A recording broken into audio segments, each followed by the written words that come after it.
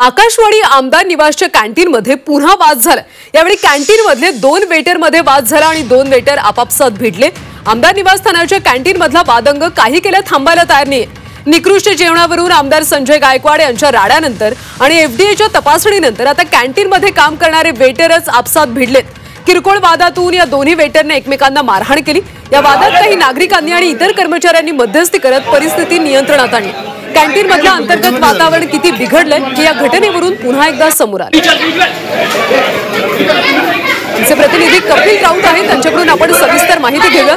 कपिल, नेमका कशावरून वाद झाला आणि सध्या काय परिस्थिती आहे? नक्कीच आमदार निवासामधले जे वाद आहेत ते थांबायचे नाव घेत नाहीयेत। काल आपण पाहिलं संजय गायकवाडांनी इथे वाद घातला होता। जेवणावरनं निकृष्ट दर्जाचं जेवण त्यांना दिलं होतं, त्याच्यावर वाद झाला होता। आणि आता काही वेळापूर्वी इथले 2 जे वेटर्स आहेत त्यांचं एक क्षुल्लक कारणावरनं वाद झाला।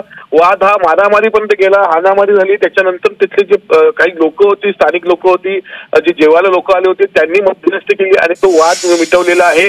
त्या एका वेटरला आतमध्ये घेऊन गेलेले आहे, दुसरा वेटर दुसरीकडे घेऊन गेलेला आहे आणि हा वाद मिटलेला आहे। एकीकडे संजय गायकवाडचा प्रकरण ताजं असताना आणि त्यानंतर एफडीएने इथे इन्क्वायरी केली असताना आता वेटरमध्ये वाद झालेले आहे। त्यामुळे अंतर्गत किती खदगद आहे हे समोर आलेलं आहे। एकंदरीतच निकृष्ट दर्जाचं जेवण देण्यात आलं का रात्री, त्याच्यानंतर एफडीएची इन्क्वायरी आणि आता असा हा वाद। त्यामुळे ह्या आकाशवाणी आमदार निवास उपहारगृहामध्ये चाललंय काय असा प्रश्न निर्माण होतोय। नक्कीच कपिल, धन्यवाद या सविस्तर माहितीसाठी।